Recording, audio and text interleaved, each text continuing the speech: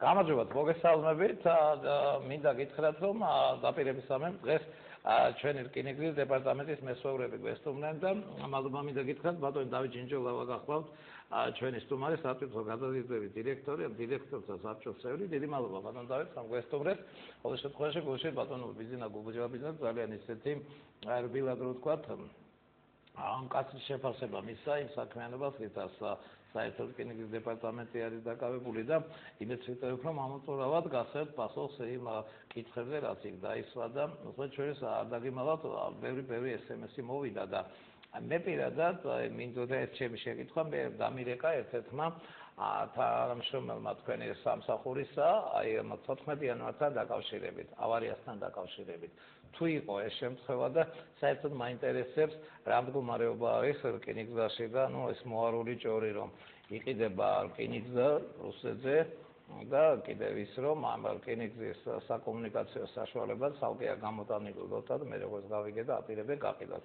ძალიან გთხოვთ თუ გაქვთ ინფორმაცია ეგრება დეტალურად ვისაუბროთ აი ამ თემებზე. პირველ რიგში მოგესალმებით ბატონო დავით, მინდა მივესალმო ტელემაყურებელს, დიდი მადლობა გადაგიხადოთ სტუდიაში მოწვევისთვის. პირველ რიგში მინდა განმარტო თუ რატომ არ ვესწრებოდი ჩვენ გუშინდელ ეთერს. ჩვენი მოლოდინი იყო ის რომ საკითხი მაინც უფრო პოლიტიზირებულ ხარეს მიიღებდა და გუშინდელი გამოსვლიდან ჩვენ ეს დაბეჭდილება დაგჭა, მინდა ხაზი გაუსვა იმას, რომ ჩვენ ვართ საწარმო, რომელიც ორიენტირებულია მოგების გენერირებაზე, როგორც ნებისმიერი ბიზნეს სუბიექტი, აქედან გამომდინარე ჩვენ პირველად ამოცანას წარმოადგენს ამ საწარმოს მართვა ეფექტურად იმ ამოცანების გადაწყვეტა პირველ რიგში, რომელიც ჩვენ წინაშე დგას და არამც რაიმე პოლიტიკურ დებატებში შესვლა. გუშინდელი გამოსვლიდან გამომდინარე ჩვენ მოვინიშნეთ ყველა ეს პრობლემური საკითხი თუ ის შეკითხვა, რომელიც არსებობდა, მათ შორის თქვენ შეკითხვაზეც პასუხი არის და უნებას დამთავრდა ჩამოვიყვე, რომ უფრო გასაგები და კონკრეტული იყოს ჩვენი პასუხები ყველა შეკითხვაზე.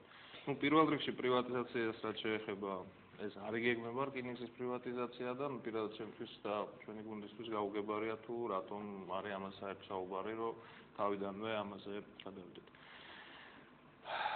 გუშინდელი საუბრიდან პირველი რაც იყო ნათქვამი იყო რომ რკინიგზა არის გაკოტრების პირას. ბატონი გუჯაბიძის ეს ინფორმაცია არის ცალსახად ტყუილი.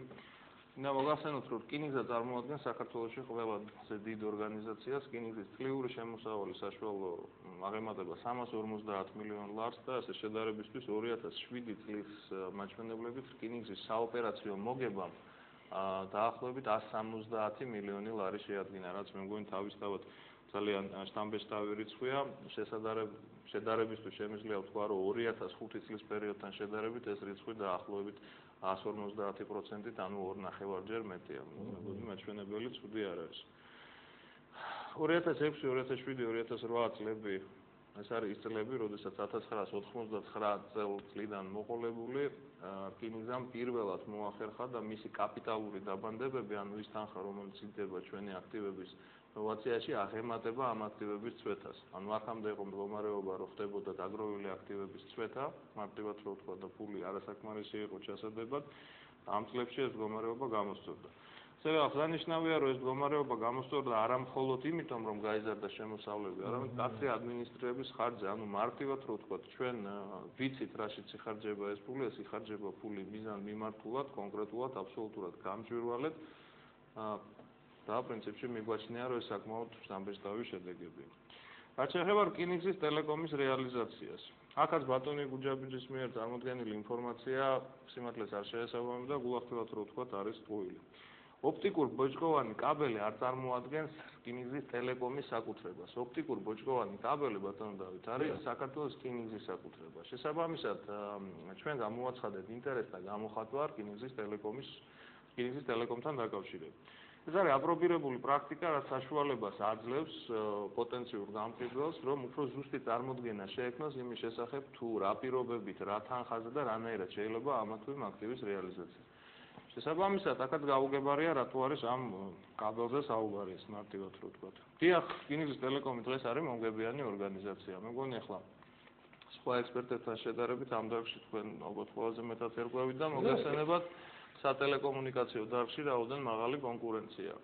ჩვენი პოზიცია მდგომარეობს შემდეგში, რომ ჩვენ მიგვაჩნია, რომ ჩვენი ძირითადი საქმიანობა არის რკინიგზის ყოველდღიური საოპერაციო საქმიანობის მართვა. ანუ არაპროფილური აქტივები, მაშინ, როდესაც საუბარია არაპროფილური აქტივია?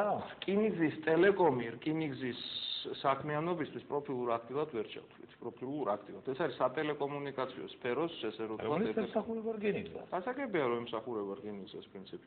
ამ თვალსაზრისით ჩვენ მიგვაჩნია რკინიგზას ემსახურება ამ ტელეკომს მეორე მხრივ როგორც ვთქვათ, ანუ ეს არის სამხრივი პროცესი. ჩვენ მიგვაჩნია, რომ ნებისმიერ შემთხვევაში თვითონ ამ დარგში არსებული მაღალი კონკურენცია და შესაბამისად ამ დარგში მონაწილე კომპანიები და თვითონ დარგის კონკურენტუნარიანი გარემო იქნება წინაპირობა იმისი, რომ რკინიგზის ტელეკომი განვითარდეს უფრო აქტიურად, რაც ზოგადად ქვეყნის ეკონომიკისთვის უფრო დადებითი მაჩვენებლის მომტანი იქნება.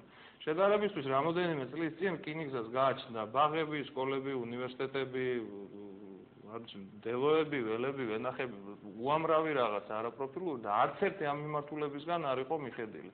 ყველგან იყო პრობლემატიკა, თვითონ რკინიგზაში იყო პრობლემატიკა. ჩვენ მიგვაჩნია, რომ ჩვენი კიდევ ერთხელ გავიმეორებ, ძირითადი ამოცანა რკინიგზის მაჩვენებლების გაუმჯობესება, ინფრასტრუქტურის გაუმჯობესება, მოძრავი შემადგენლობის ტვირთ ნაკადების გადაზიდვის უზრუნველყოფა, მგზავრთა გადაყვანის ხარისხის გაუმჯობესება და საოპერაციო მაჩვენებლების სარკინიგზო დარგში გაუმჯობესება და არა მარტივად რო ვთქვათ, ყველაფერზე ერთდროულად მოდება. ამ ეტაპზე ინტერესთა გამოხატვა არის დასრულებული. საკონკურსო პირობები იქნება ცნობილი თებერვალში და ბუნებრივია ამ თემაზე ეს თემა იქნება აბსოლუტურად ღია და ხელმისაწვდომი ჩვენი საზოგადოებისთვის, ნებისმიერ ტელევიზიისთვის და ამას ცალკე მსჯელობა დაეთმობა. ესე დაიწყო მე მაინც მაინტერესებს აი გუშინდელიდან გავიდე მე დამერწმუნე დილეტანტივად რკინიგზის სამეურნეო წიაღისეულებში, მაგრამ 20 მილიონად არის თურმე შეფასებული. მე როგორც გავიგე, ესე არის? შეფასების პროცესი ჯერჯერობით დასრულებული არ არის. ბუნებრივია, რომ ნებისმიერი აქტივის რეალიზაცია იქნება მხოლოდ საკონკურსო წესით, ანუ წინასწარი სარეალიზაციო ფაზი და ამ საკონკურსო პირობას რაც შეადგენს, იქნება ცნობილი თებერვლისთვის, ბუნებრივია ეს იქნება საჯარო პროცესი და ამაზე ჩვენ მსჯელობის საშუალება ბუნებრივია გვექნება. ეს გასაგებია, მაგრამ რა მინდა გითხრათ, მე მაქვს ინფორმაცია, დღეს შემთხვევით დამიკავშირდა ერთი ადამიანი და თითქმის ყველა პროვაიდერი, ვინც კი საქმიანობს ინტერნეტ სივრცეში თბილისში მაინც, ყველა თურმე ესე ვთქვათ, იჯარას უხდის აი ამ თქვენს იმას რა ქვია ტელეკომს. აი ამ რკინიგზის ტელეკომს სულ ყველა თურმე იქიდან გადის. აბსოლუტურად ყველა თურმე კიდევ გამომდინარე ძალიან მომგებიანია ეს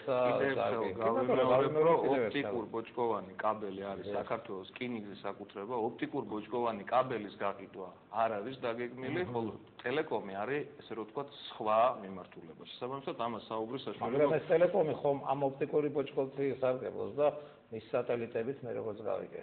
ეს არის ტექნიკური მიმართულება. ამას ძალიან ყოველ შემთხვევაში მე მახსოვს ბატონი ბიზნეს ეს ნათქვამი რომ ალბათ 50 მილიონი ღირსო მინიმუმ ეს ტელეკომი.